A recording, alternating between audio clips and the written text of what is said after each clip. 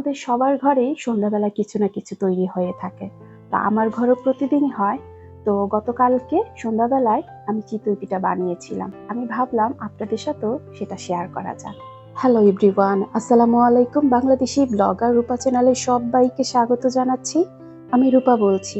কি অবস্থা, কেমন আছেন আপনারা সবাই? আশা করছি আল্লাহর রহমতে সবাই ভালো আছেন, সুস্থ আছেন, নিরাপদে আছেন। কাছেও দূরে, দেশ ও দেশের বাহির থেকে যে যেখান থেকে আজকের এই ভিডিও দেখছেন, আপনাদের সবাইকে জানাই আন্তরিকভাবে স্বাগত। নতুন আরো একটি ব্লগ নিয়ে হাজির হলাম। আশা করছি আজকের এই ব্লগটিও আপনাদের কাছে ভালো লাগবে। তো যেটা বলছিলাম যে সন্ধ্যা নাস্তার জন্য চিতই পিঠা বানাচ্ছি। তো আমি সবসময় চিতই পিঠাটা এই যে কড়াইটা দেখছেন, এই কড়াইতেই বানাই। তো ওই যে পিঠা বানাতে বানাতে একটা দাগ কিন্তু পড়ে গিয়েছে। মাশাআল্লাহ, আমার এই পিঠাগুলো খুব সুন্দর ফুলকো হয়েছে। এই পিঠাটার সাথে ধনেপাতার চাটনি কিন্তু করেছিলাম, সেটা কিন্তু আর দেখানো হলো না। এটা হচ্ছে পরের দিন সকালবেলা। জানালাটা খোলার সাথে সাথেই পাখির কিচিমিচি ডাক কিন্তু শুরু হয়ে যায়। আর এরকম সকালবেলা পাখির কিচিমিচি ডাক শুনতে আমার ভীষণ ভালো লাগে। যাই হোক, বেলা কিন্তু অনেক হয়েছে। তো আমি কিন্তু নাস্তা আমরা করেও নিয়েছি অফ ক্যামেরাতে। আবার হচ্ছে গিয়ে আমি থালাবাটি সব কিন্তু ধুয়ে নিয়েছি। তো নাস্তার পরে হচ্ছে যেগুলো আমি করে থাকি সেগুলো আজকে আপনাদের সাথে ভাবলাম শেয়ার করা যাক। আমি কিন্তু কিচেনের এই যে অর্গানাইজার র্যাকটা, সেটা কিন্তু আবার নতুন করে অর্গানাইজ করেছি। সেটা কিন্তু আর আপনাদের সাথে শেয়ার করা হয়নি। তো এখন এগুলোকে ক্লিন করব, যেগুলো হচ্ছে গিয়ে প্রতিদিন না করলেই হয় না। আমি তো সবসময় বলি আমার রান্নাঘরে কিন্তু কখনোই তেল চিটচিটে ভাব হয় না, কারণ ওই যে আমি 2 বেলা করে সবসময় পরিষ্কার করে ফেলি। যেহেতু আর কিছুদিন পরেই পবিত্র রমজান মাস শুরু হবে, তো রমজান মাসে আমাদের প্রতিটা মুসলমানদের ঘরেই কিন্তু এই যে ডাবলি, ছোলা, পেঁয়াজু ডাল এগুলো কিন্তু মানে লাগেই। তো সেজন্য এই জারগুলো আমি উপরে সেলফে রেখেছি, নতুন করে আবার অর্গানাইজ করে নিয়েছি। এই মুহূর্তে যারা ভিডিওটি দেখছেন, প্লিজ একটা লাইক দিয়ে ভিডিওটি কন্টিনিউ করবেন। আপনাদের ছোট্ট একটি লাইক আমার এই ভিডিওটাকে অনেকের কাছে নিয়ে যাবে। আর ভিডিও দেখতে দেখতে যদি ভিডিওর কোনো অংশে ভালো লেগে যায় বা আপনার মন ছুঁয়ে যায়, চাইলে চ্যানেলটি সাবস্ক্রাইব করে সাথে থেকে যেতে পারেন। আর যারা অলরেডি সাবস্ক্রাইব করে সাথে আছেন, তাদেরকে জানাই অসংখ্য অসংখ্য ধন্যবাদ। আপনাদের সাথে কথা বলতে বলতে আমি পুরো সেলফটা কিন্তু পরিষ্কার করে নিয়েছি।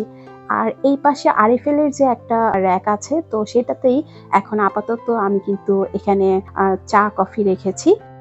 আপনাদের ভাইয়া আজকে বাসায়, তো আমার ছেলেও আজকে বাসায়, স্কুলে যায়নি, স্কুল বন্ধ।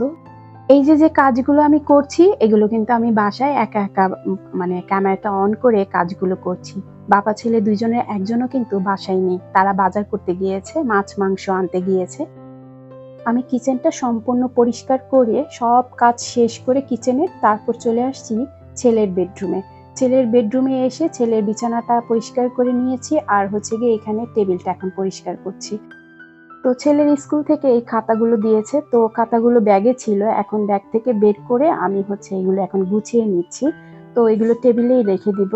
তো যখন যেটা লাগে সেটা নিয়ে নিবে। এটা হচ্ছে স্কুল থেকে বাধ্যতামূলক, এই খাতাগুলো তাদের স্কুল থেকেই নিতে হবে। আমি যে বাসাটাতে থাকি সেই বাসাটা কিন্তু 2 বেডরুমের একটা বাসা। তো আমার একটা বেডরুমে রোদ আসে, আর একটা বেডরুমে কিন্তু একদমই রোদ আসে না। ছেলের বেডরুম বা কিচেন আর হচ্ছে ডাইনিং, এই 3টা রুমে একদমই আলো নেই, রোদ্রের কোনো আলোই আসে না। আমরা যে এরিয়াটাতে থাকি সেই এরিয়াতে না 2 বেডরুমের কোনো বাসাই নেই। এখানে দেখা যায় সব বড় বড় ফ্ল্যাট, যেমন হচ্ছে 3 বেডরুমের বাসা বা 4 বেডরুমের বাসা। তো আমাদের তো এত বড় ফ্ল্যাটের দরকার নাই। দেখা যাবে যে মানুষ আমরা 3 জন, অথচ বাসা হচ্ছে একটা ফুটবল খেলার মাঠ। তা দিয়ে কি করব? টাকা তো অপচয় করে লাভ নেই। আমি কথা বলছি, সাথে সাথে কিন্তু অনেক কাজ করছি।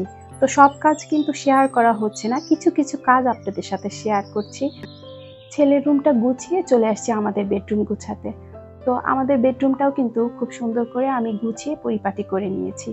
তো সকাল থেকে যেভাবে আমি কাজগুলো করি সেগুলো কিন্তু আপনাদের সাথে এই যে এক এক করে শেয়ার করছি। আমি গত যে ভিডিওটা দিয়েছিলাম আমার এই বিছানার চাদরের কথাটা, অনেক আপুরাই বলেছে তাদের কাছে খুব ভালো লেগেছে। আসলে এই বিছানার চাদরটা আমার কাছে বেশ ভালো লেগেছিল বলেই আমি কিন্তু কিনেছি। বিছানার চাদরটা কিন্তু সত্যি খুব সুন্দর। আপনাদের সাথে কথা বলতে বলতে আপনাদের ভাইয়া এবং আমার ছেলে কিন্তু চলে আসছে বাজার নিয়ে। তো এখন হচ্ছে গিয়ে বাজারটা গুছিয়ে নেব।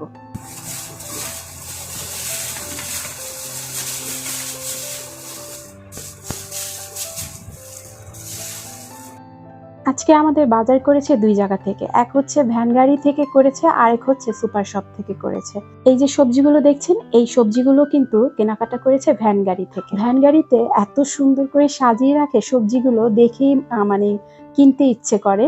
তো ভ্যান গাড়িতে সবসময় কিন্তু সবজির মানে সাজানোর স্টাইলটাই অন্যরকম আমার কাছে লাগে, আকর্ষণ করে। সবজি না নিতে ইচ্ছে করলেও তাদের সাজানোটা দেখে দূর থেকে মনে হয় যে সবজিগুলো সব কিনে ফেলি। তো আপনাদের ভাইয়াও তাই করে।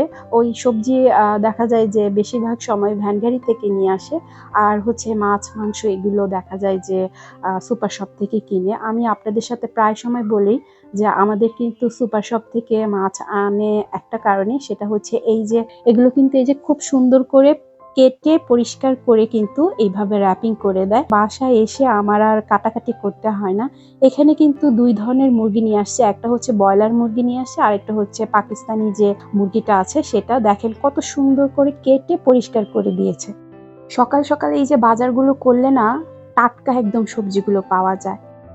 আমি যেভাবে সবজি রাখি আপনাদের সাথে কিন্তু আমি এক ভিডিওতে শেয়ার করেছিলাম যে আমি কিভাবে সবজি সংরক্ষণ করি। তো আমি কিন্তু সবজি কেটে কুটে রেখে দেই না, আমি আস্ত সবজিগুলো জিপ ব্যাগের মধ্যে সুন্দর করে ভরে রাখি। এখন মাংসগুলো আগে গুছিয়ে রাখছি, দেখেন কোনো ঝামেলা নেই, কিন্তু আমার এক্সট্রা বাটিও কিন্তু মানে তেমন একটা লাগে না। আর এখানে হচ্ছে ফ্রোজেন পরাটা নিয়ে আসছে, তো ফ্রোজেন পরাটাগুলো এখন আমি বের করে নিচ্ছি। তো আমাদের ঘর না দেখা যায় যে পরাটা ছাড়া তো আমাদের সকালে নাস্তা একদমই চলে না। তো যখন আমি খুব বেশি অসুস্থ থাকি তখন তো আর ওই সকালবেলা উঠে আমার রুটি বানানোটা হয় না। খুব বেশি মানে শরীর অসুস্থ থাকে তখন রুটি যদি না বেলতে পারি, তখন এই যে ফ্রোজেন পরাটাগুলো কাজে লাগাই। তো এছাড়া কিন্তু ফ্রোজেন পরাটা ততটা কাজে লাগাই না। মানে এটা হচ্ছে বিপদের বন্ধু আমার কাছে মনে হয় ফ্রোজেন পরাটাটা। তো এইগুলো সবকিছুই এক করে আমি ফ্রিজে রেখে দিচ্ছি। আজকে শুধু সবজি, মাছ আর হচ্ছে গিয়ে মুরগির মাংস নিয়ে আসছে। আজকে আর গ্রোসারি আইটেম নিয়ে আসে নাই। তো মাংসও আনিনি। সেগুলো হচ্ছে গিয়ে পরের বার আবার নিয়ে আসবে। আর আমাদের গ্রোসারি আইটেম গুলো হচ্ছে সুপার শপ থেকেই সবসময় কেনাকাটা করা হয়। আজকে শুধু রুই মাছ নিয়ে আসছে। তো রুই মাছটা দেখেন কি সুন্দর করে কেটে র‍্যাপিং করে দিয়েছে আর একদম পরিষ্কার পরিচ্ছন্ন। তো এই একটা কারণেই কিন্তু সবসময় সুপার শপ থেকেই কেনাকাটা করা হয়। বাসায় এসে কোটাকাটি করা, মানে ধোয়া, আবার হচ্ছে বক্স করা অনেকটা কিন্তু সময়ের ব্যাপার। তো আমি একা হাতে যেহেতু কাজগুলো করি সেজন্য কিন্তু আমাদের এই সুপার শপ থেকে সবসময় মাছ ও মুরগি কেটে আনা হয়। এই কাটাকাটি করার জন্য কিন্তু কোনো টাকা নেয় না। এই কাটাকাটি কিন্তু সুপার শপ থেকে একদম ফ্রি। আর খোলা বাজারে যদি এগুলো কাটাতে যাই সেক্ষেত্রে দেখা যায় কি ৫০ টাকা ৩০ টাকা এরকম করে নিয়ে থাকে। তো বাংলায় একটা প্রবাদ আছে, যেই লাউ সেই কদু, সেই রকমই একটা দেখা যায় খোলা বাজার থেকে আমরা মাছ কিনলাম একটু কম দামে, কিন্তু ওই যে কাটাকাটি করতে গেলে দেখা যায় যে সেই দামটাই দিতে হয়। যারা বাসায় এনে কাটাকাটি করে থাকেন তাদের বিষয়টা হচ্ছে আলাদা। যেহেতু আমার বাসায় লোক নেই আর হচ্ছে গিয়ে আমি মাছ করতে একদম অভ্যস্ত না, সেই জন্যই কিন্তু এই কথাগুলো বলা। তো যাই হোক, কথা বলতে বলতে এখানে কিন্তু আমি দুপুরের রান্নাটা অফ ক্যামেরাতেই বসিয়ে দিয়েছি। আজকে যেহেতু রুই মাছ নিয়ে আসছে তো ভাবলাম রুই মাছটাই রান্না করি, পেঁয়াজ টমেটো দিয়ে আজকে রুই মাছ ভুনা করব। আর হচ্ছে ফ্রিজে গতকালকে ডাল আছে, তো সেই ডালটা গরম করে নিব। আর ফ্রিজে না আরো ২ দিন আগের এই যে কুমড়াটা ছিল, তা আমি ভাবলাম ফ্রিজে যে কুমড়াটা আছে সেটা ভাজি করে নিব। এই ছিল দুপুরে রান্নার আয়োজন। কথা বলতে বলতে ভিডিওর একদম শেষ পর্যায়ে চলে এসেছি। আজকে এখান থেকেই বিদায় নিচ্ছি। আল্লাহ হাফেজ, আসসালামু আলাইকুম।